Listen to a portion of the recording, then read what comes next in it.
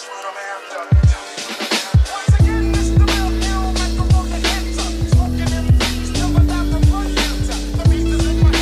people, and welcome to the Contrast Podcast. So before we even proceed to introduce the panel, you're probably seeing that the panel is a little bit different. Before we proceed, we first have to address the fact that we have been absent for, I feel like it's more than a year now. I feel like it's more than a year. No. It has been so long. Okay. It has been so long, and I really miss this. Like, we always used to say this was like therapy, and it truly was. So, but anyway, we're back, and we're going to try to be very consistent this time around, and we're going to shuffle things up. So instead of doing solely live, we're going to do live and record it, and so we're just trying things out to make it more entertaining for you guys. So, of course, we're always open to your recommendations. What other things do you think we could do to spice up the show and make it what you really want to enjoy and watch? So now let's proceed to introduce our panel. Two people on this panel, they are old. You know them. So let's start with the new person. Let's start with the new person in the show. So if you are a loyal follower of Chakara TV and you watch the Just for Opinion podcast, you probably know him, and he is a person who is not afraid to speak his mind and be very straightforward about his opinion. So it's none other than the ambassador. Do you have some few words to say, the ambassador? So I don't, greetings, the Liby. Greetings, ambassador. I don't know if I'm actually new to this platform. I've always been in the chat box with crazy entertaining comments and names and all of that. And I just felt like this platform needs a little more of the contrast that, as the name will clearly say. Okay, so you're welcome. I think my presence is here for contrast. Okay. So he's come with the contrast effect. Delby. Like I said, I wanted to say he's welcome to the family, and I always wanted to have some sort of dialogue with him. I wanted a platform where we can bounce off ideas, because I always watch him talk on Just My Opinion podcast, and I was like, okay, this guy has a strong opinion. Like, the way he talks is somebody that I can learn something from, and we can share ideas. We can let the conversation fly, like feel the contrast in the name. Right. So now that all the introductions have been made, in case you're new on this platform, you have Delby over there. That's Delby, like several miles away, and you have me, several oceans, several oceans away. And you have me, Ita, will be playing the role of the moderator.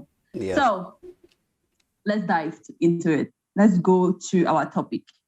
Okay. First, I want us to start off with CY International, because this is something that we have been talking about for a really, really long time. But why we keep on talking about him is because this guy keeps on putting out videos which are really reaction-provoking videos. Because when he sends out his videos, you see all these wild comments, people, some insulting him, some supporting him. So like he inspires people to be on either extreme. So you either really like him or you really hate him. So of recent, he sent out this video talking about Nabil Fungot. We all know Nabil for real as somebody who is very enthusiastic about promoting the Cameroonian entertainment scene. We see him promoting artists who don't even know about. We see him talking about songs that are dropping, albums that are dropping, and all the like, right? But this guy comes out saying that Nabil is one of the, like he basically implies that Nabil is terrible for the Cameroonian entertainment industry. And his reason being that when Nigerian artists come to Cameroon, the way Nabil reacts, the way he talks about it, is out of this world. Like he was basically saying like it's cringy, it's not okay. And he quoted the example of the most recent Nigerian artist who was in Cameroon, and he said, basically, when the guy said he doesn't know that Cameroonians speak English, Nabil did not react in the right way. When the guy said he doesn't know Cameroonian artists like Jovi, or he said like Jovi is trying, Nabil did not give the right reaction. Yeah, I saw that point. It made me laugh. For him, the right reaction was, he was like, if I was there, I would have snapped the man. Yeah, the way he said it. If I did it, I would slap some money hit. Yeah, so Ah, for him, that's the right reaction. So who wants to take the floor? Let's react to this video. okay. Let's give the floor to the ambassador. Yeah, the ambassador.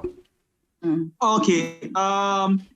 Usually, before giving my opinion, I'll tell people like I am privy to some information because I'm with these guys. I mean, a guy like CY, I run into him on a daily basis here around town.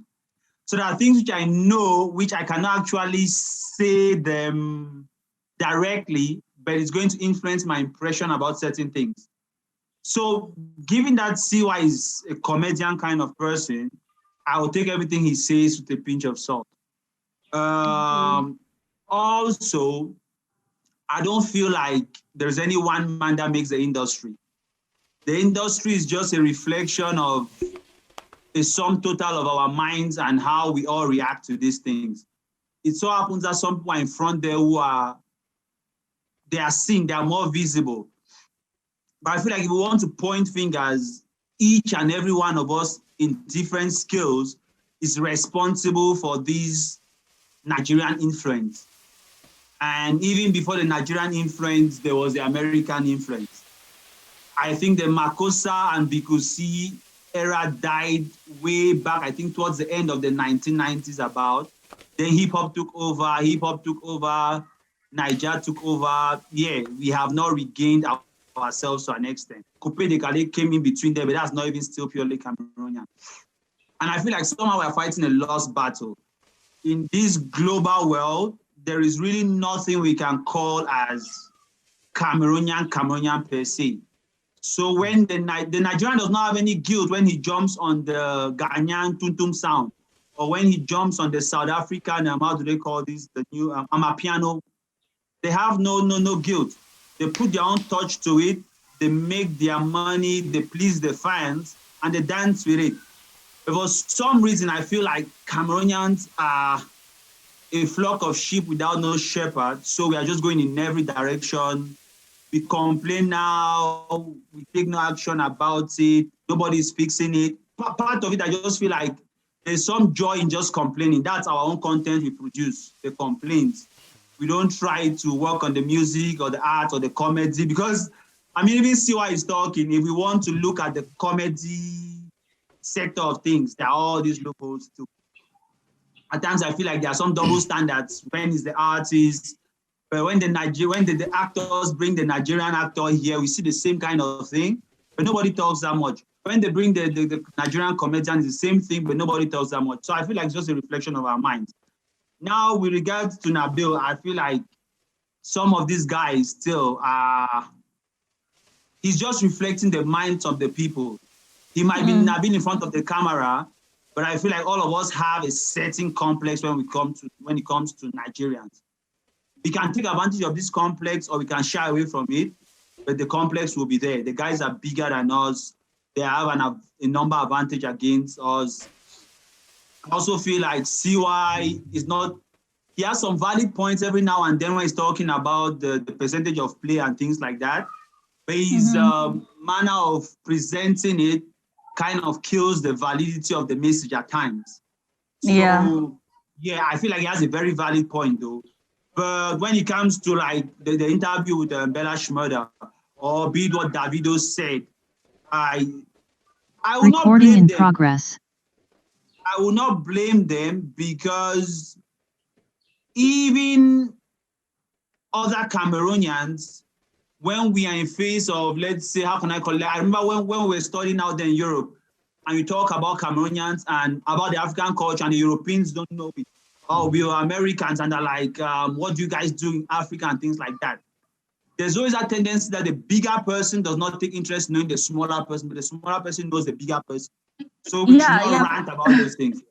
Yeah, but I just want to react to what you said because, come on, like, okay, you're talking about Europeans, but this is Nigeria. These are our neighbors. But like you would. Okay, on your point, it doesn't even matter if they are just close to us, even beside your house. Okay, for example, you can be in your house with your kids and your husband. If you guys haven't eaten, your neighbor would not know. So it doesn't Mm. make sense if they are our neighbors and they are supposed to know. No, they are not supposed to know.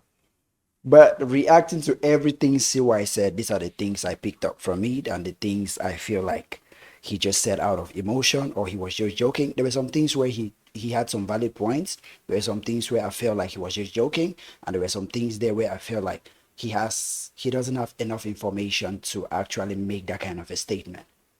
You know, the first one when I felt like he was joking was when he said, "I want slap." All those things. Yeah, you see the comedic side of it. You know. Yeah. Right, like That's the part of it. Then the seriously. next one, the one which I thought he had some points, was the part where he said the way Nabil reacts when those guys make remarks concerning Cameroon artists is demeaning, and it is true. It is demeaning because when you react that way, it's not like you're not trying to educate the person. You're simply trying Mm-hmm. to say this guy is cool, okay, he's amazing, and I'm friends with the person. So when the person damns everybody else who is not cool or who is not amazing, I can laugh at them because they are not associated with me who is cool. That's the whole idea. Same thing when Davido said that thing. Davido said, I know you now, you be my guy. That way it gave him some sort of pride. You know, we men, ambassador, you know, we men, we have ego, like very fragile ego. So when Davido said that, it poked that ego in him and he felt like, okay, Davido is very important. Like everybody in Africa know this guy. And this guy said he knows me. I know just this few group, which I'm among. So that's why he laughed the way he laughed, you know. But he was laughing at that point. He wasn't thinking ahead or thinking twice. I believe when that conversation ended, he had to think about it and said, man, I fucked up, and on camera. But at that point, when his ego was being tasted, he he gave out the emotion he felt at that moment. So at that point, I couldn't blame him. So when the ambassador said all those things are true. When those guys, especially when Tenny came, all those guys, when all these guys come to his show in Cameroon, he feels like he's above every media personality or everybody else in Cameroon when they don't know them. So when those guys say those things, it's justifying what he has in his head. That, yeah, they know me, they don't know these guys. Like, it's justifying, it's feeding that part of him, that ego. So yeah, I understand that part. So he's right with that one. That's why he said he needs to put that part of him in check when those kind of conversation or when these guys come, you know, to educate those guys. Like when these guys said this kind of thing. I remember when Kosi was talking with one guy, I don't even know the artist name, on Instagram, when the guy said he doesn't know anybody in Cameroon, Kosi said, they go kill you, Joe Lennon. So that was the approach I thought Nabil is supposed to take when these guys come to his show. When they say they don't know, don't feel important. Don't feel like, okay, he doesn't know those guys, but he knows me. You say, oh, but have you heard this guy? Did you try listening to this guy? Okay, he also said one thing. Like, I said, yeah, I think he asked about Jovi. They say, yeah, Jovi, the guy too is trying. Muff, that was where Yeah. TY got pissed off.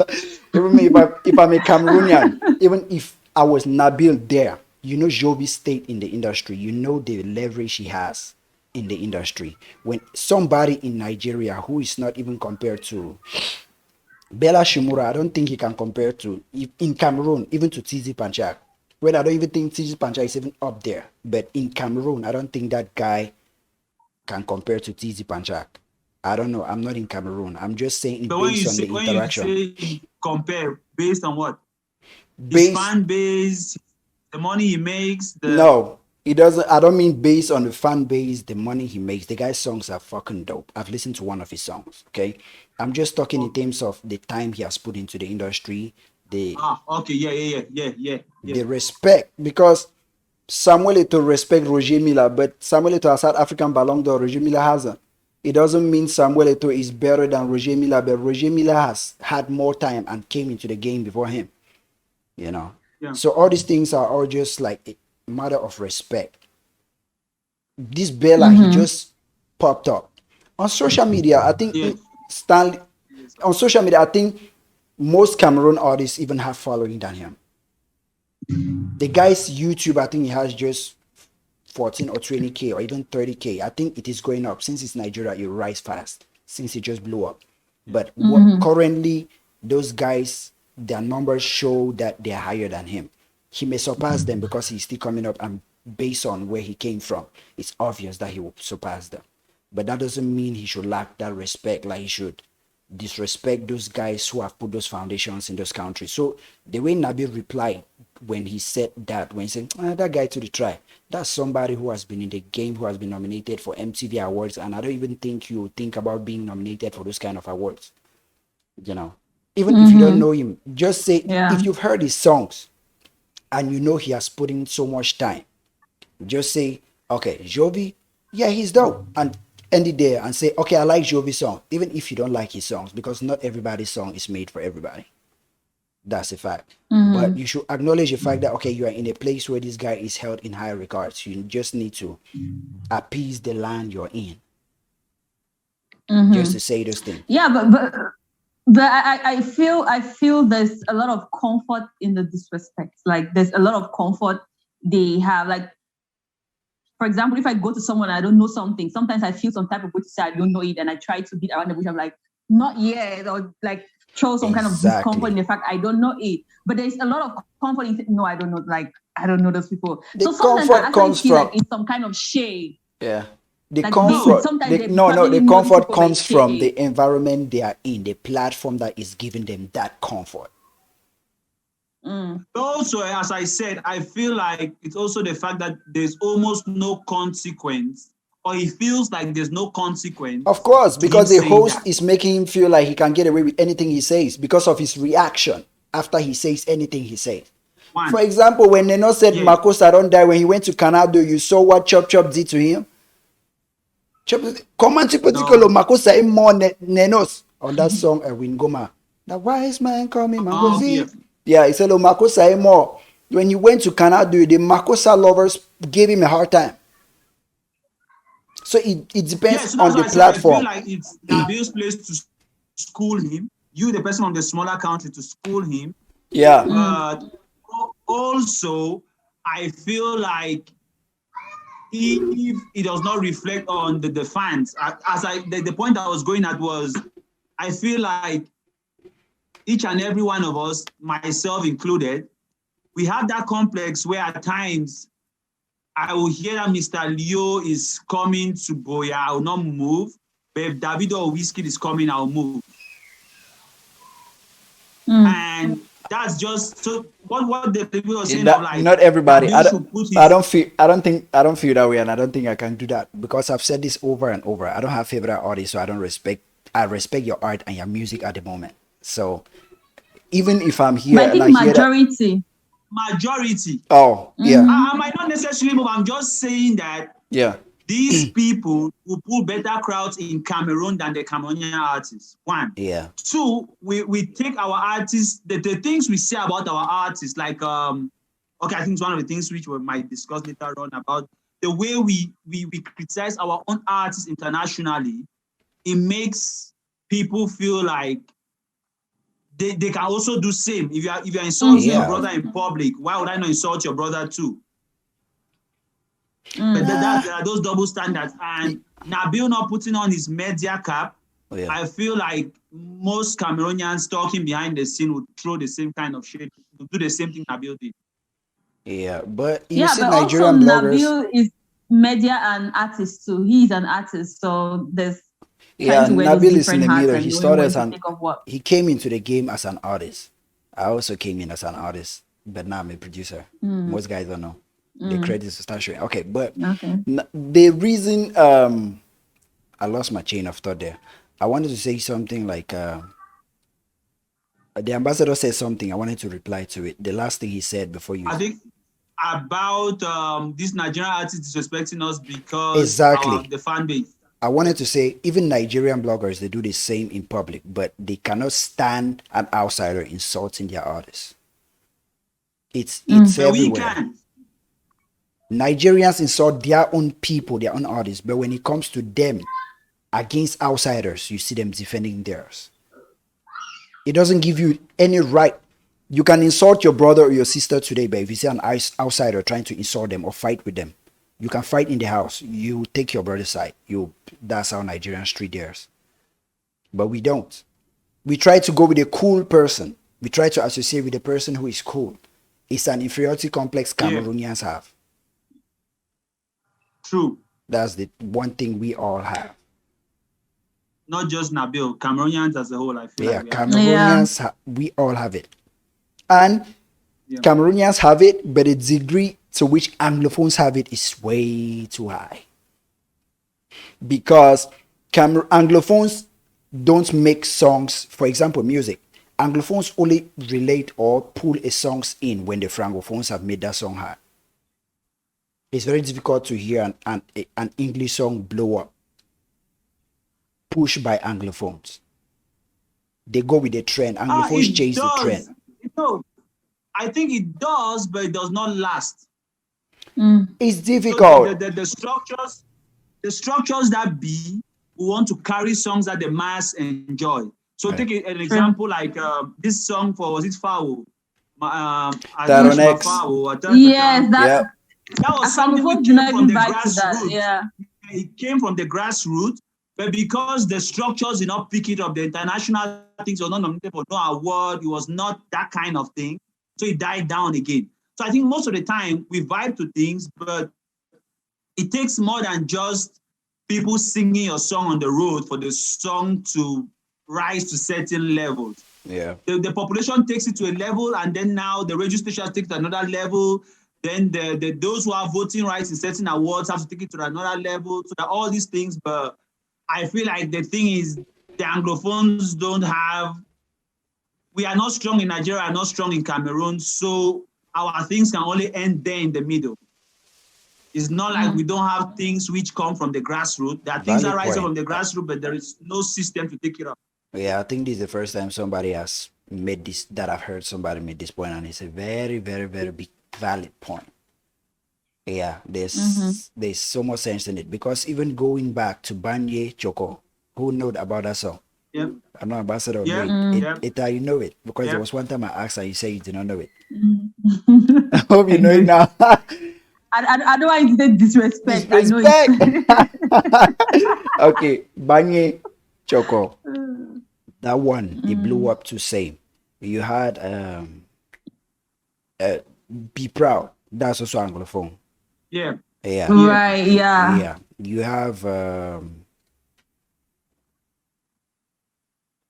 I think that's it. I'm thinking of Naso Tizi Panchak. Naso de worry. Yeah, maybe. But that song.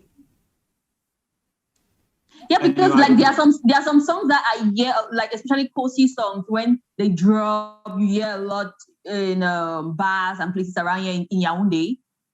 But like Naso was not a song that I heard on the streets a lot over here. So I have a feeling that the Anglophone population was like one of the key forces that made it popular. And yeah. Mm-hmm. But and one of the points I wanted to make, right? To solve these things, it's not about criticizing Nabil. Nabil is just also reflecting what is coming from, how can I even put it? It's a circle. The population demands something, the artists produce something, the radio personalities play what the population wants and what the artist is producing, and there's no one person who is the one just spoiling everything. We are all just doing wrong things at various levels, and then this is happening. And I say that these things need structural fix. It's not something which, because you ban Nabil from the radio station or because you shout at one DJ in a club, is going to be fixed. Someone needs to intentionally sit behind the scene and say, okay, how can we stop this? How can we influence? Should we start bottom top or top bottom? That's from the fans, what they are demanding, or do we start from what the artists are producing down to the fans? But somebody has to, those things, it looks like it's a natural thing, but there are always people engineering those things from some end. And there is nobody doing it for Cameroon, especially the English part of Cameroon. And then the last thing I wanted to go at was the fan base. The Cameroonian artists don't have a fan base. I was talking with one of the biggest event planners in Cameroon, and we're just discussing about why don't we have a fan base. A lot of these things happen because there's no fan base. I mean, we started arguing back and forth on who has a fan base.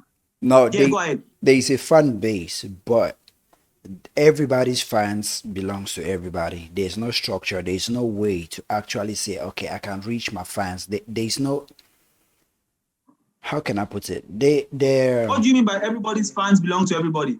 everybody's Like fans belong Daphne to. fans are selfishly Daphne. Like if you do a No, collaboration that's with No, not what no. he's saying. Get what I'm trying to It say. means that Daphne fans are Blanche Bailey fans, are Kameni fans. Exactly. Blanche Bailey fans are Yeah. Kamini fans, and Kamini fans are Daphne fans, and Blanche Bailey fans, and So Mimi fans. that's not a fan base. You get my point. So no, Yeah. get my point. Cameroon have fans. When I mean fans, I mean music lovers. They have those Cameroon music fans, but Yes. having a structure that you can actually say, when I release this song, we can gauge the reach of the Cameroon audience or the Cameroon fans. We don't have that, but Nigeria has it. They Yeah. have a structure and a machine like that that can easily reach and identify and push songs within that medium. But Cameroon So doesn't. structure one, but I also feel like there is some strategic moves towards building a fan base. There I is, recall and that's I do that's watch how do they call this thing? Big Brother.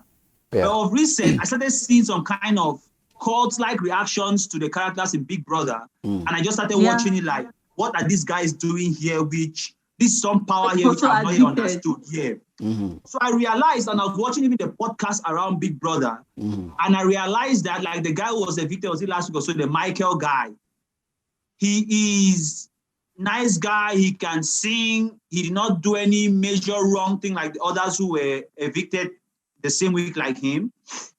But in one of the podcasts, they were saying that one, he came late. I think he came from the UK or so he came late into the house. Yeah. So by the time he came, others already had core fan groups. So someone who has to choose one person to evict, or who has to choose one person to save, who first choose their main person, then he comes second. And when he's second on everybody's list, he does not really have a core fan base. When you see the fights going online between the, I don't know those their names, the Maria and the White Money Camp, it's intense. And you actually hear of cases where when they evict somebody, the fans put together money and buy a serious car for this person. I don't think there's any Cameroonian artist who can boast of that. I wanted to say that Jovi and Malox had something like a fan base, but the guys are missing what the Liby was saying of like they don't have the structure to harness that fan base. Jovi has it. Petit Pays, Jovi has it. Malok's No, own he is just doesn't. no. He has it. okay, break it down. Because the Boko Gang thing is not his though.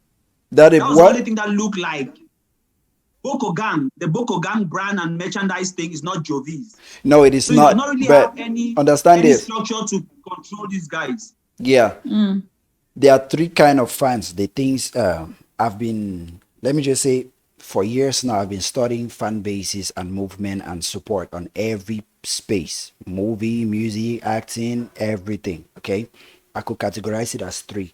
There are passive fans, active fans, and just casual listeners or participants. Okay, Jovi has a grasp of his active fans. Okay, most Cameroon celebrities going way up to Kosi have passive fans. The two people in Cameroon who have, then the rest of Cameroon who always just jump on songs when it's already had, those are just casual listeners. Jovi, the only Cameroon artist that I know that has mastered or has a structure that can actually reach his active fans is Jovi. Malox has can reach some of his active fans, but that's out of passion. Those guys reach out to Malox because of passion. He doesn't have a structure where he can say, I want to reach my active fans, and he will reach them. So how do you characterize these active fans, and what activities in the industry of late, like the last 5 years, can you show that this was Jovi cashing in on his active fan? His recent album that he dropped, Jovi sells more than every artist in Cameroon, but it doesn't reflect on his streams. If you see Jovi's plays reflect his sales. That's why I say an artist, I prefer 100,000 buys or downloads than 1 million views. Those 1 million views on what platform? On artist Juno. his personal platform where he sold his songs. Okay. That's his personal platform. Is it public information on the? Is it public information on the numbers, or is it just your insider information? It's insider information. It's not something I can make public, and that's exactly the kind of machine I'm building with Molital management. The kind of machine that. No, because at times it's interesting to know these numbers. Yeah, even the sales, and sometimes like what Whiskey is doing now. He's putting out his numbers regularly. Also, that's sending a message to the corporate guys like, I can pull these numbers. Yeah. Organize events with me. I can be your brand ambassador. But if Jovi has these and he does not everybody will be privy to the insider information. The point is when you know how to reach, when you know how to organize your core fan base, your active following, okay? You know how much you can gauge, how much you can raise, how much is your worth, is your leverage. So bringing in or pitching your fan base or pitching your numbers to brands or putting it out there, sometimes it doesn't necessarily impact your revenue. It doesn't necessarily affect your revenue. You go with what you're used to. When Jovi is releasing his project, he already know this project is going out to sell to this amount of people. These people will buy it because he knows who he's serving to. Then when he releases a video, he's just trying to appease the casual listeners or the passive fans. If Jovi has five... To be honest, right? Yep. I'm very active in the Cameroonian music scene. Yep. I have made tons and various degrees. I mean, those die-hard Jovi fans, and they don't buy the music. The people who have bought Jovi's music are people in the diaspora. But that's a very small group of fans. Okay, what I'll just conclude is, right now we are talking on the public space and we are just making it as, okay, the way I'm presenting this information, I'm presenting it in such a way that's why you have management firms is data. What I'm talking about is data. Yeah. Okay. How you can get access to this kind of information I'm talking about, the artist or his management team can get access to it. They do data mining. Jovi has been mining data for years. So the data he has mined, he knows how to cash out on that data he has mined. Yeah. That's the easiest way I can put it. But somebody watching from the outside will not understand. Or if you meet somebody on the road who says he's Mbokogan, even if you ask the person, have you listened to Jovi's album? He hasn't listened to the whole album, but he has listened to the singles Jovi has put out from the album. That's how you know that person is not a casual guy. It's not the real core follower. That person hasn't bought the album. You know? So, that's how you know. But that's how you, as an outsider, you can gauge and say, okay, that person is not among the active fan base. But those, the administrator who did the data mining and they have the data, they know who to reach. They know how to sell. So those are some of the things I was saying. One, the person I was talking about, he actually has like all, I don't know if it's all, but he has like Jovi EPs and Jovi albums, and he tells you things about Jovi on this date. He's a crazy fan like that. But I'm not even talking about the fan. The marketing manager for MTN is not going to call Jovi's manager or he's not going to talk to the fan on the street before he forms an impression. He's just on Facebook and he sees, like I'm here too, I see the Whiskey's numbers popping up. He has sold this, he has sold that, he has broken this number here and there. You know, it's not Whiskey that put out those numbers, right? It's his team, right? It's not his team. His team cooks it up, instigates it, and then the media picks it up, the bloggers pick it up. But I feel like his PR has a hand to play in some of these things. He's not, it is, no, the way that thing works is, let me tell you how numbers go out. Numbers don't go out. The team doesn't give out the numbers. They call this guy, man, I've forgotten the name, this Spotify, all these guys. There's a company, you register with before the streaming, you register your songs before it goes out on streaming services, right? There's a company you register it with. Those are the companies that register with the IRCC, the International Recording Company, that gives you the RICC, that certifies your song if it's gold, platinum, and the rest.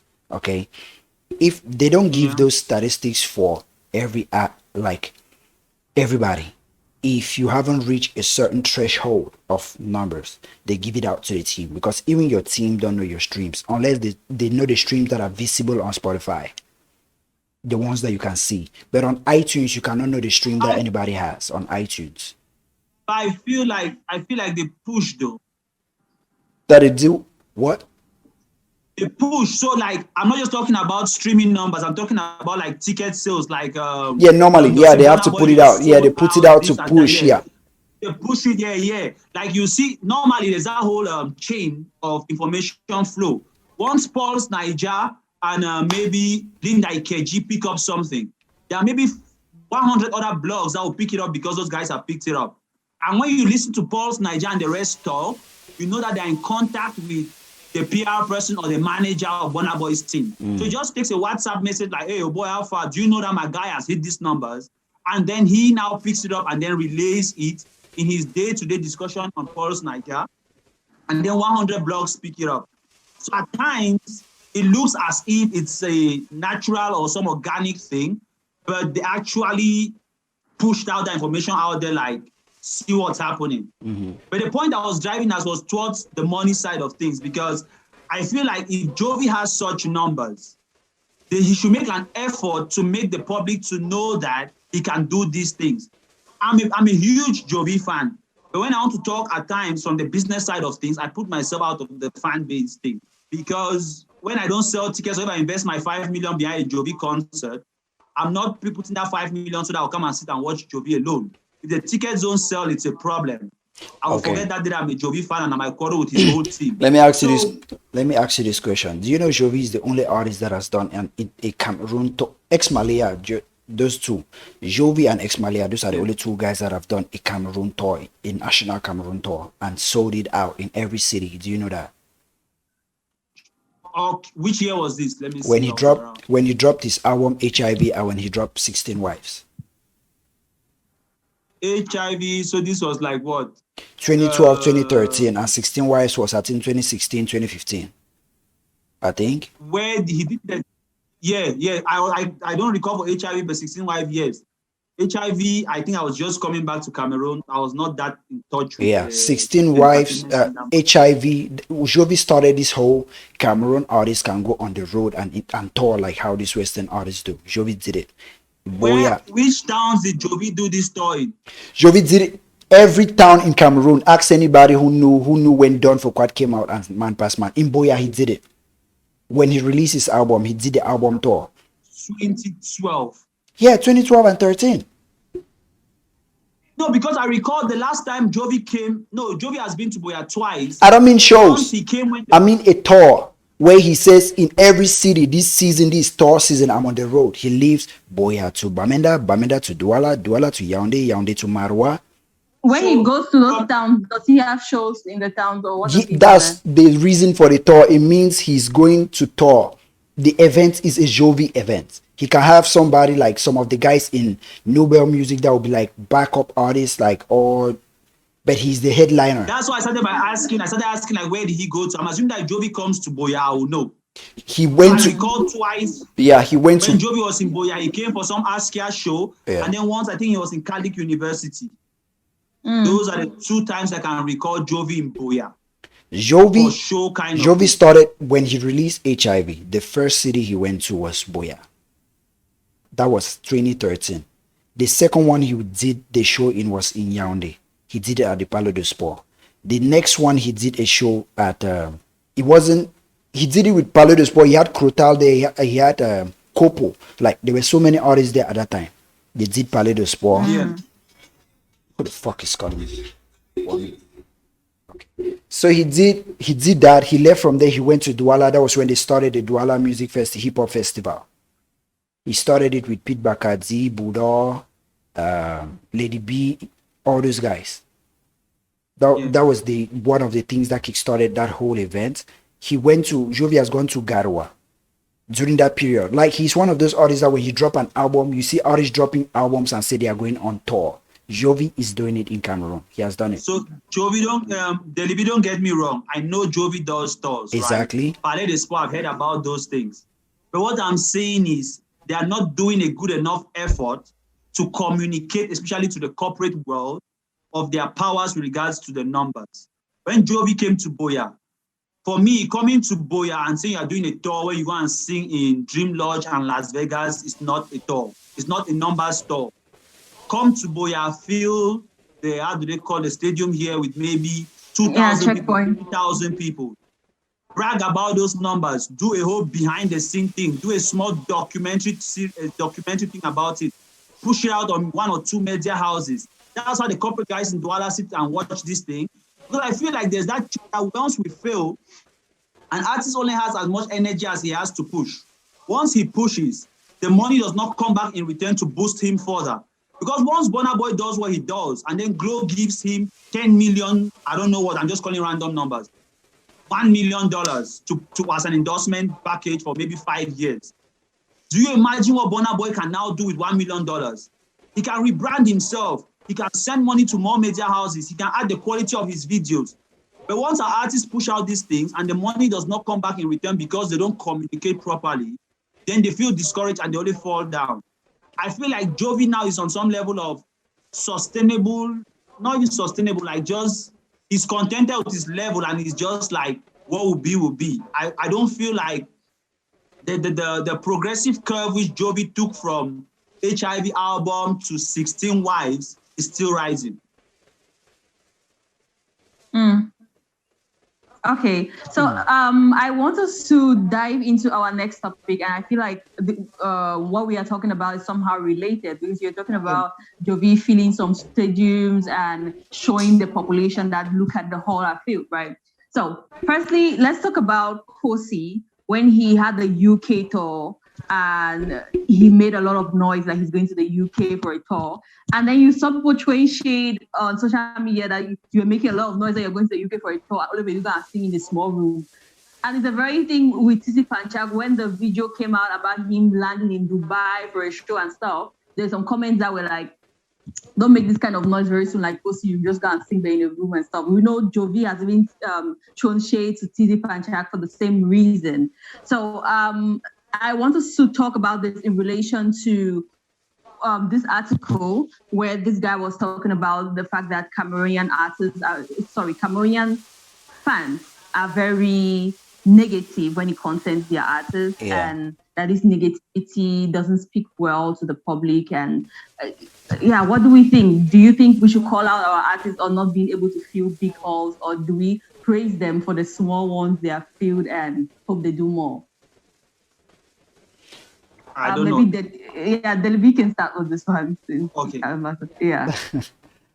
To me, when I see things like that, I just feel like anybody who like the energy those guys put out there when it comes to those artists, like the message, the kind of things they say, those guys are unhappy, man. Anybody's writing that thing has a problem with his own life. Like, okay, maybe it's somebody who has always dreamed, or maybe somebody who wants to go to UK, okay? Maybe he has tried to get there and the visa has failed and those things don't work. And when he sees somebody like an artist say he's going to the UK to perform, he's trying to demean that effort that the artist is making. He's trying to demean it because based on the fact that he feels like maybe I was supposed to be there. Most people spill out what they feel internally. If somebody keeps spilling out positive or just keep giving out things that are that was just what I picked up from that thing, reading it. I've seen it enough. I've had it. I've been on YouTube since 2014. I've seen it numerous times, and I just know that when somebody's pouring out that information, the person is not happy or contented. So it doesn't affect me in any way, and it doesn't make me put so much attention to those negative comments. You know, though most guys see it as a problem that it will affect the camera industry or make the industry not to grow, it won't affect the industry in any way, and it won't make it's just somebody trying to pour out the frustration, like reflect. They're trying to externalize what they feel internally. They're not happy. Yeah, they're just okay. Yeah, that's just what, when I read that long note and the guy was even laughing, and I just said, this guy has time to even reply this thing, to even write this long note. Yeah. To be honest, I've seen so many things on social media, on Facebook, that they too prompt me to say, let me just tell this guy he's stupid. And some people say, if you tell this guy he's stupid, you're simply acting like the guy. Because when somebody does something positive and somebody comes under and comments something stupid or negative, I'll just say, Libby, just reply that guy. Just reply him and say he's stupid or she's angry. And then I'll turn and tell myself, but if you do that, you're simply acting the same way the person is acting. I'll just move on. You're feeding that energy. Yeah, you're feeding it. Yeah. And that's what they want. Yeah. They want somebody to recognize that. And they just want attention. That's one thing too. They just want attention. Okay, you have a YouTube channel, okay? This one, let me see if this thing is wrong. When you post your videos, you have numerous comments. The good comments, you just click that heart and click the like, click the heart and click the like. But when you see somebody post a negative comment, you'll be prompted to type a reply. Yes. True or false? Yeah. So that person wanted that attention. Yeah. Yeah, the person just wanted that attention. So yeah, that's just, to me, I don't give that any attention. Yeah. What do you think, Ambassador? So for me, there are two things. First, just bouncing on what the Libby said. I recall was it like 2011 or so, I was talking to one of the people in Stanley camp. Stanley Enoch camp. And then that's on Facebook. And then I recall, it's not like people are friends. But just somebody where you make a comment and they come and reply, or they like the things you are sharing or things like that. Yeah. I have this ambassador thing very active on Facebook. Some artists will send me their songs to listen to it and then tell them what I feel like, because I was just behind the scene like that.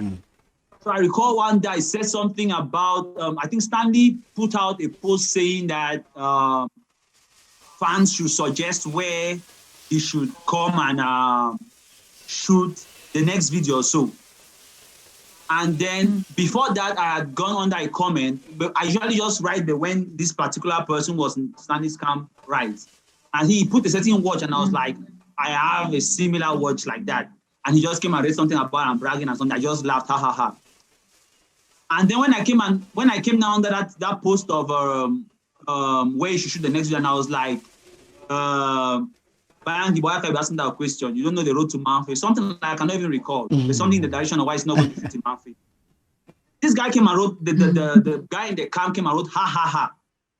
And then one fan just came and under my comment, I was like, you hater. You what the devil has sent to, and poured some insults. I know when you watch insults and you're overwhelmed, and then you really want to. You're like, this is creative. Yeah, I opened the guy's profile and I saw the little boy, and I was just like, I know very well that if I stand in front of this boy, or if I want to unleash any wrath on this boy, the most he'll do is apologize, and everybody will be like, why do you want to knock up or sue or whatever to this little boy? You look like a bully, yeah? Yeah. So from that day, I stopped replying comments. If you notice on Facebook, I just share my things in a very random way, tag the people that I want to tag and things. I'm just sharing. I don't interact personal like that on Facebook unless I'm in a personal message. So I feel like generally, celebrities should not be replying directly to fans or giving that attention. But with that being said, I feel like there's still a valid concern with what these fans are raising. As I said, the Burna Boys and the rest and the Wizkids, for at least 5 to 10 years, they have been going to the UK, Europe, America, doing this kind of events. Yep. But it becomes a problem for me when after like 5 years or 10 years of your career, you still go to Europe to do this kind of events. I tell people like there's an expiry date for upcoming. You cannot be upcoming all your life. Where after 5 years, you're no longer upcoming. Either you are a failed artist, or you should have moved to like an A-list artist. Because we cannot cut people slack for mediocrity in the name of upcoming. For how long will you be upcoming? I recall and that's why I am honest most of the time. I tell people like, in front of the media, we are going to say that, why are fans doing this? Each and every one of us in our discussions in the bar with our friends, we have been these fans saying these things.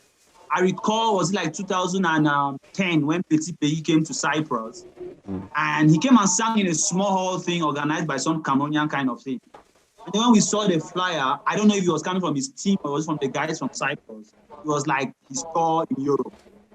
And we're like, man, what tour? How many of us were in this place? What are you calling tour? What are you? So we threw some of this shade, just in the joking way, right? But I feel like fans are like babies. If you play music, they're going to orderly dance to the music. If there is no music, they'll start scattering the parlor. If they don't see things to scatter, they'll start breaking things. But if you create an organized, so the two questions I usually have in mind is, one, why is there so much negative energy coming from all the fans we see? And why is the negative energy the majority? Because I'm assuming that if you say such a thing about a Burna Boy, in Nigeria, there are 50 million people who will be against Burna Boy, but there are maybe 150 million people who will be for him. So it sounds like everybody likes Burna Boy. But it's a problem when in Cameroon, we just have 10 people who have said something negative about Panchak's concert. And then it ends there. There are no core fans who go out of their way to defend Panchak. I remember like when I used to be a Nas fan, when I'm going to school, I had my Nas notebook. I'll tell you like Nas sold this in this EP. He said this in this lyrics. Answering the entire thing line by line. That's what we call a fan. So we need to have fans. This will need to build those kind of fan bases where somebody can defend you all the way. He will call and be aggressive. He will give the numbers. He'll be like, my man has sold this. He felt this O2 arena like this. He went from this stage to this stage. He signed his endorsements. I mean, we used to have crazy. We used to take our 200 francs, go to the cyber cafe to go and dig up Nas details. Knowing that the Jay-Z camp was doing the same and the next day in school was going to be. And there was some kind of shares, the man who had the information, who knew the hip-hop facts. But now we don't have those kind of fans with our artists. When I wear my rock, I wear jean, or when I wear something, I know that, okay, this is Jay-Z jean. If someone that Escata shoe, now these are Jay-Z shoes. But here we don't have anything where the fans, in one of their things, the art of war, where they say if you want to test the loyalty of your people, you should lead them to war. That's one of the means of testing it. So that you see how much they can go for you. But in Cameroon, even the artists, I always say it, and that's one of my problems with our beef. Even Jovi and Stanley, they'll do what I would call Connie beef. I always say this thing. Jovi fans at times will go at me, Stanley fans will go at me. But that's what I say, and I stand by it because I'm not talking from a fan perspective. I'm talking from somebody who wants the best for the industry. So people make bold statements. If they want to have beef, let them go beef, sing the songs, woo, fuck Jay-Z, let's go. Let them go directly so that the fans really be like, they'll identify themselves. I am a Stanley fan. You see me now here, I'm like, yeah, I like Stanley, I still like Jovi. In the days of Ether, Jay-Z, Nas, you could not be both ways. You are Jay-Z or you are Nas. Don't come this way if you say you like Jay-Z. Don't come to us, the Nas guys. But there's no, how can I even call it? There's no fan-based culture. So people say what they want to say, and the loudest noise is coming from those who are against the artists. There's really nobody to defend them. And I feel like our artists are failing woefully when it comes to building a fan base. And that might be a solution to a lot of these problems. Okay, so I want to ask, so is it a problem? Like, because this whole thing came from Kosi performing abroad and getting negative comments. So you're with the fact that he's not supposed to, at this stage of his career, he's not supposed to go abroad and perform in these small venues? No. I have not followed Kosi closely enough to say that at this stage. But I was just making a general statement saying that one of the frustrations the fans also have is when our artists seem to be stagnant. So this year, do Dream Lodge and Las Vegas in Boya. Next year, do Palais de Sport in Yaoundé. Next year, do a semi-African tour. Then the next year, Burna Boy came to Nigeria, sang his Galala song on the street. It was a very mediocre thing. They blew up a little in Nigeria. He went to South Africa, somehow took over Africa. After he's blowing up with AKs and the rest in South Africa, he moved now to PDD and he's going global. But when we feel like our artists, I feel like Jovi should be at the Burna Boy level every day. But for some reason, our own guys don't blow up Africa global. So we get frustrated and we start saying that this guy is not doing it or this guy is not here. So I'm just saying I cannot speak specifically for Kosi's journey. Maybe this is the first he has done. But for Stanley and Jovi, I feel like No, for Stanley and Jovi, I feel like they should have been doing also at least African level stuff, which they are not doing. So Okay. I'm not speaking specific to this. I'm speaking more of a general thing here. okay. So Yeah. so what? Okay, I get everything you're saying, but to me, you're okay. To me, everything I heard you say, you're just saying it out of passion and out of, let's just say, observation. Okay, what from all the complaints and what you've said, do you have any solution for it? All the way. So what So should as it? I said, What? yeah. So as I said, one, our artists don't listen. So I don't know too much. Anyway, I'll just talk generally, right? I know there was this guy's name. I know I'm not the best person at calling names. I know there was this guy who used to work with Jovi's team. Who I think first he worked with Panchak and then moved to Jovi's team, and I don't think he's working with Jovi again.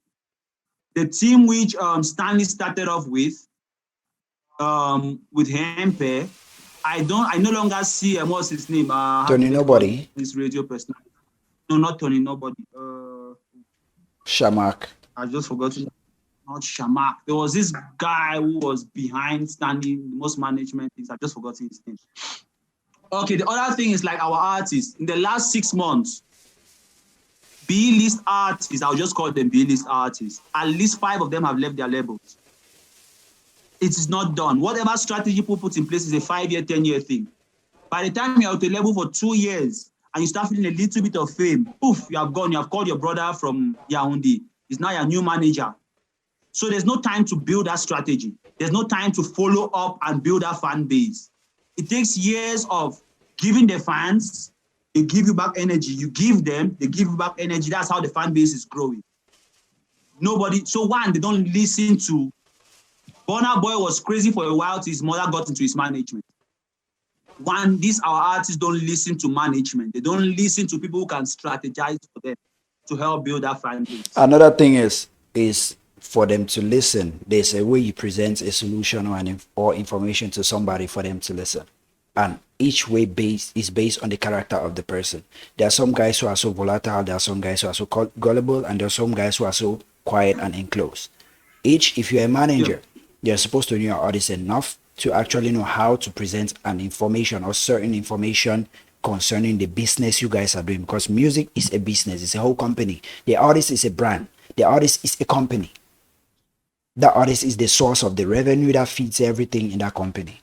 So if the artist is the head of that company, okay, he has to sign off on so many things. And based on the personality of the person, there are ways for you to present certain things. If you know that thing is beneficial for the whole engine, the whole machine, since that's the head of the machine, there's something that you know that needs the cosign of that head of the machine to make everything on the machine work well. There's a certain way you need to present it to that person to make the person actually see that he or she is the person holding that machine down.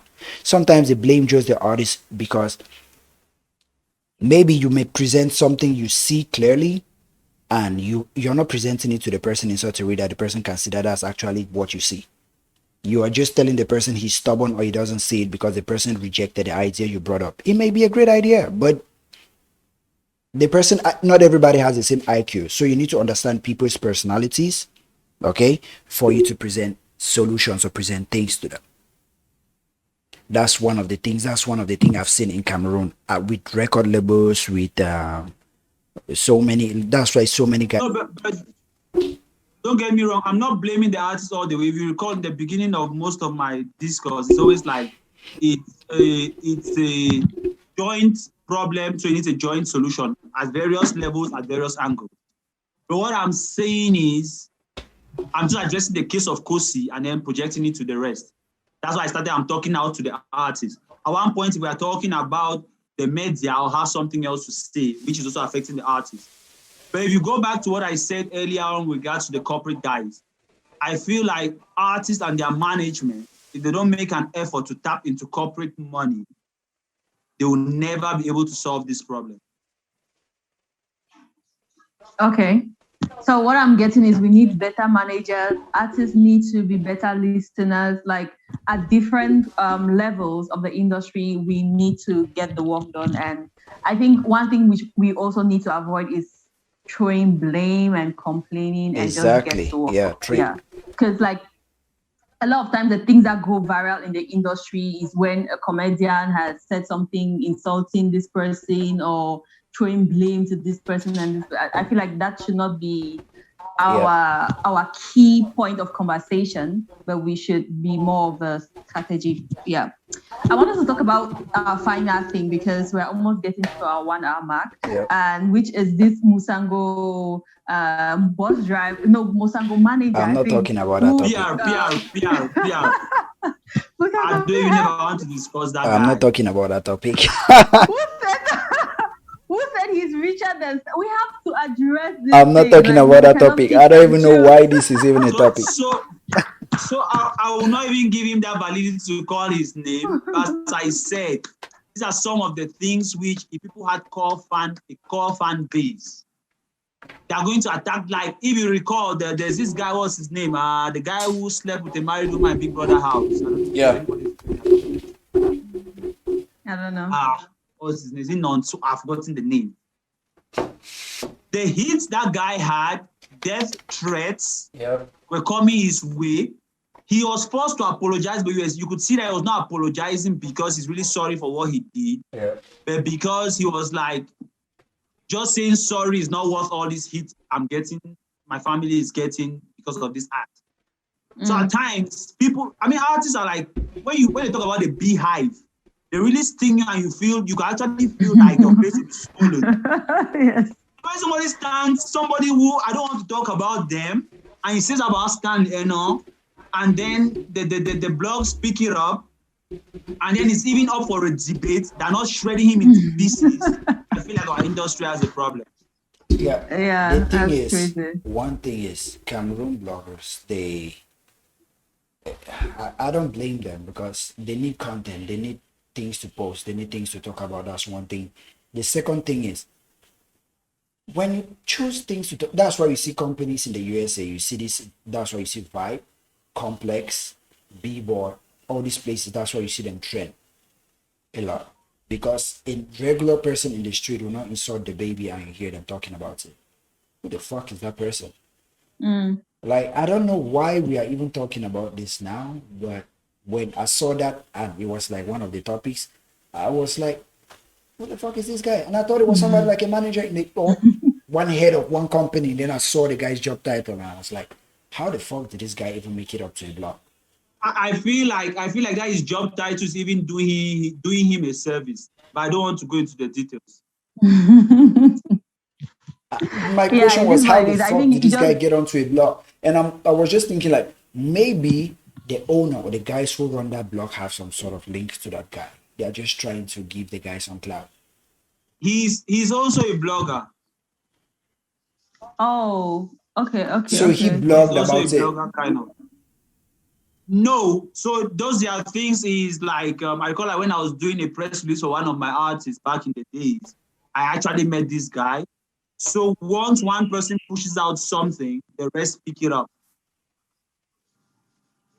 So I'm sure he put it out just on his own thing, and then now the rest have taken it and they're pushing it out. Okay. Yeah, he's probably friends with other bloggers. Wasn't that a screenshot for 237 Showbiz?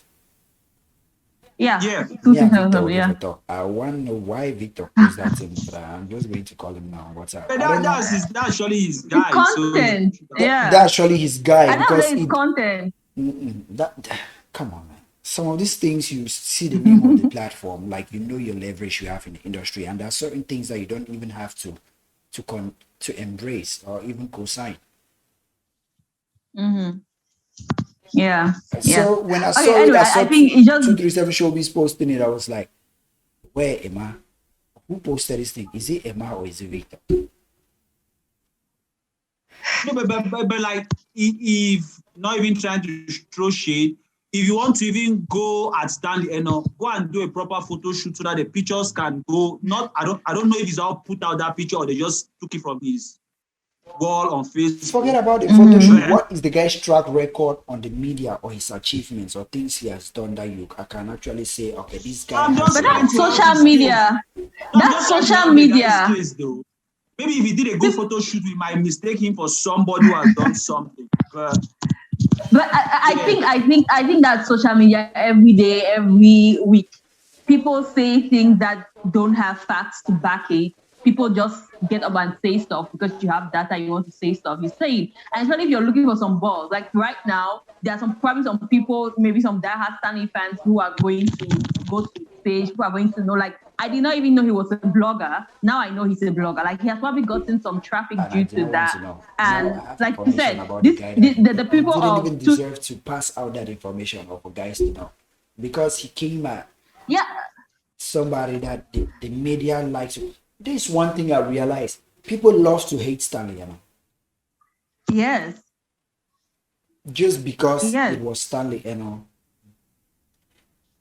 a blog had to post it, or maybe because I cannot see why 237 Showbiz would post such a thing. It's the content. And you see, like, there are a lot of comments under that post shows that it brings up the engagement rate, and this is good for whatever page. Yeah. So it's definitely the content. They probably have that in mind. And also, this might be people that they are in contact with, and he might want to help out his friend to get some traffic, because there are a lot of people who are in the camp of 18 Stanley and all. If you say something bad about him, there probably people will be on your side, and there probably people who will get on your team because you have gotten on the camp of 18 Stanley and all. So yeah. But I just feel like another thing is the lack of money in our industry. If there are certain things which Linda Ikeji will not even look at you because she knows the value of her platform. That's the thing. Because these platforms don't yet know their real value. I mean, like, if I know that my platform is worth 1 million francs, even if you are my friend, you have to do something instead of service worth at least 200,000 francs for me to give you that platform. But I will not just throw my platform in the name of you are my cousin, you are getting married, so I'll share it now on my platform. Guys, I'll put you as my status, but not my platform. That's my office. Yeah. And that's the truth. The thing is, not like there's no money in the industry. There is money in the industry, but because we go based on this, the result of what other industries have done, we see their output, we see their outcome. The perception makes us disregard or miss the process of getting that money or what you need to do to get that money, and we chase that we chase the end result. We chase the what these guys are showing us, that okay, Linda Ikeji's blog is worth this, they have this number of followers. They don't know the process and the things behind the scene that can actually leverage that number and convert it to money, that can actually monetize that number. So the industry lacks money because we don't know how to mine the money from the industry. Before we go, we have spoken about 3 topics. We spoke about CY International and his continuous battle against. I think his main goal is like more Cameroonian music and less foreign music. And we said things like he has a legitimate cause, but sometimes it's the way he goes about it. Sometimes it's the way he expresses himself. I'm mindful of the fact that he's a comedian. We should always take it with the grain of comedy salt and with a grain of salt. Yeah.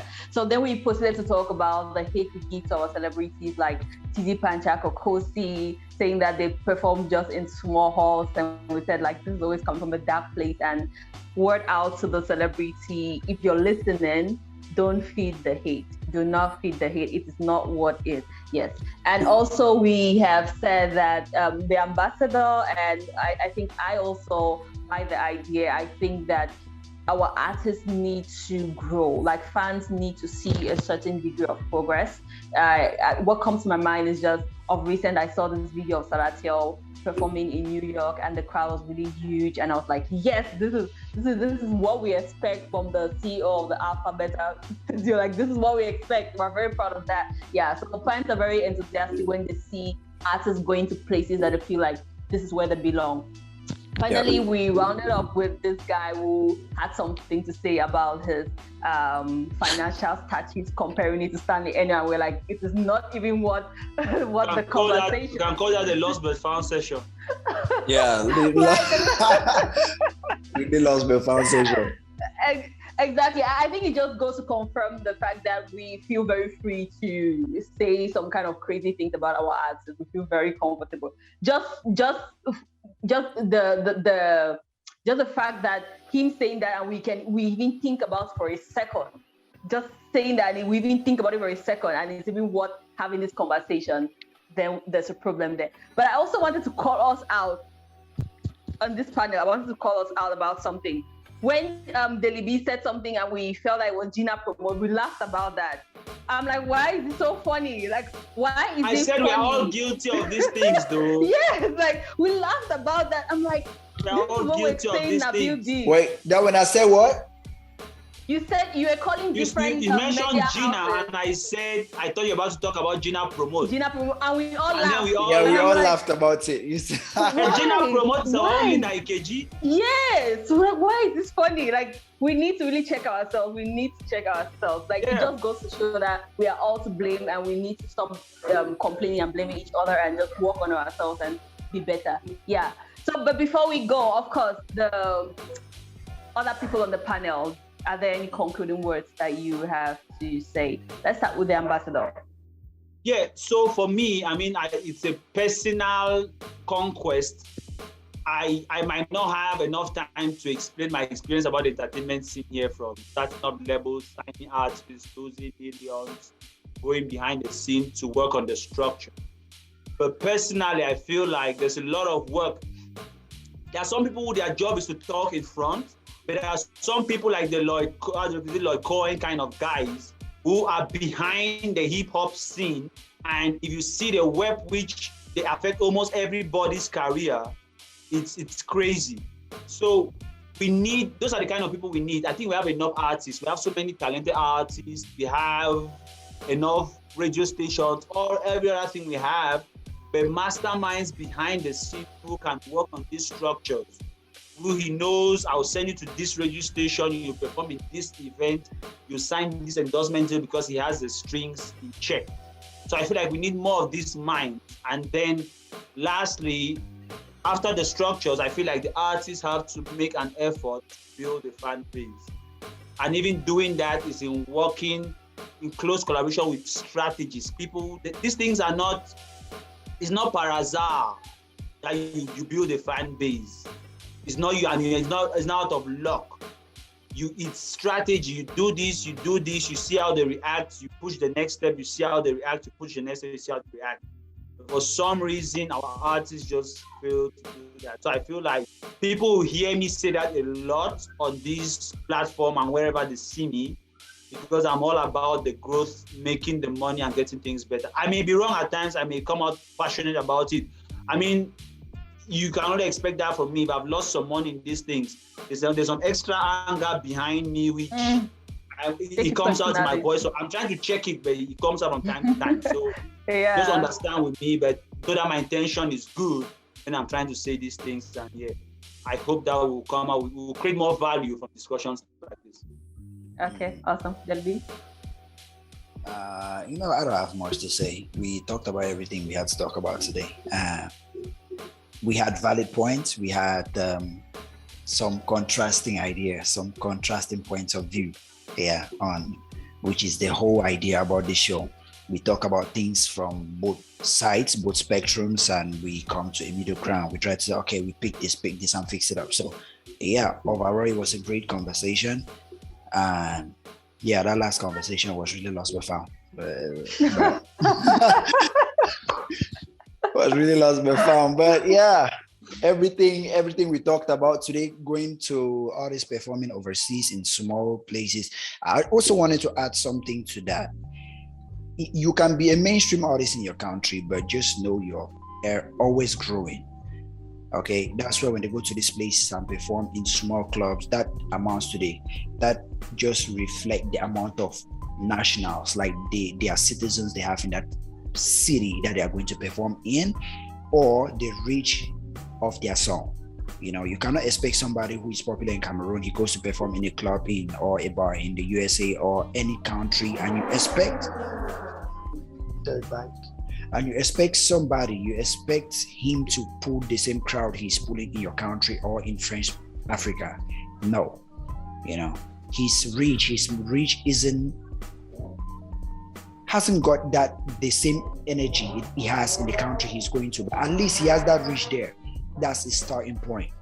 Okay, but we should stop holding those guys as safe, holding those guys to standards which we can't put ourselves in. That's one of the things I take from the comments those guys keep saying. You go perform for small club. You go international. So my birthday party said perform.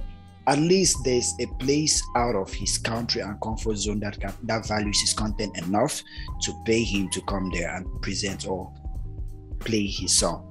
From there, he can move to 2 houses where he does the birthday or wedding. From there, he can go to 3. That's networking. That's how they grow. That's how they spread. So assuming that he was paid, that issue. Of course. Assuming that he was paid. Yeah. He was paid. Okay. Yeah, but you know, like I just want to say, like, for example, when Whiskey came and performed at how do they call this our place here? Brenda Bia. Birthday party, I think, yeah.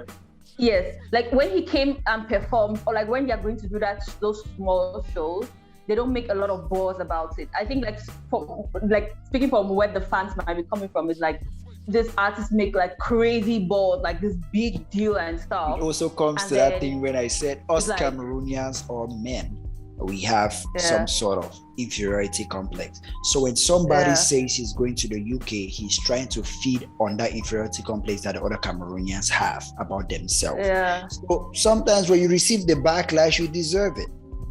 Exactly. Yeah, because like you make a real big deal and people are expecting out of nothing, you deserve it. Yeah, because you say you are going for a Europe tour, then you go to Lithuania, all these other countries, and you sing in 2 nightclubs. Come on, yeah. Sing for like Paris, Belgium, Germany. Yeah. But on the flip side, that's why I said on the flip side, at least there are some people out of that country that value your work or value you enough to pay you to come there, at least to present, to show up. Even if you are not there to stay. Babe, you recall what I said was I'm very okay with that, but I feel like 2 years down the line you should not still be doing that, because once you go there, 2 years down the line you can still do it, but the back may be different. Do you think Wizkid coming to perform just for Brenda Bia? Do you think the money is the same as if somebody in his house called? But he did not post it. He did not post it on Instagram, Facebook, as an event in Cameroon. Yes, he did not post it like.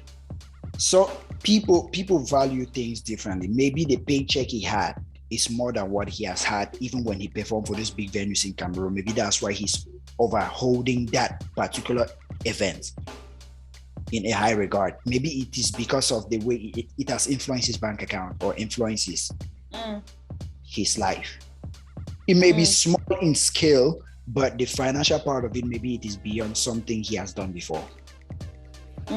Sometimes that's why somebody may buy a watch, you may buy a watch, and you don't say, billionaires buy watches and they say nothing about it, but rappers buy watch. These diamond watches, they make so much noise. I just feel like there is always room for growth. Fans will be fans, but let the artists just focus, the artists and the industry focus and work hard enough so they can convert this.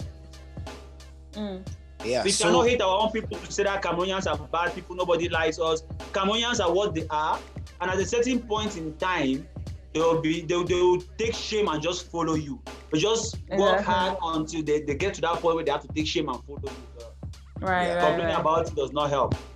Yeah, so like I said, everybody have their own point of view and have their own limiters. Like they have their own stages in life where they need to, their own ceiling. Everybody has a ceiling. Somebody may get to your ceiling every day and won't say shit about it. But when you go above your ceiling and get to the first stage of the person's own floor, you make so much noise about it because it is above what you're used to. Yeah. Yeah, and don't Sometimes you let have to people hold blame you them. back from celebrating your wins. Yeah. If it's There a are win guys to who you, own, then there are guys in the USA like rappers. Some rappers like, okay, for example, somebody like he's a rapper, Jay-Z. Jay-Z owns so many cars, but he doesn't talk about cars. But 21 Savage said, keep talking about his cars.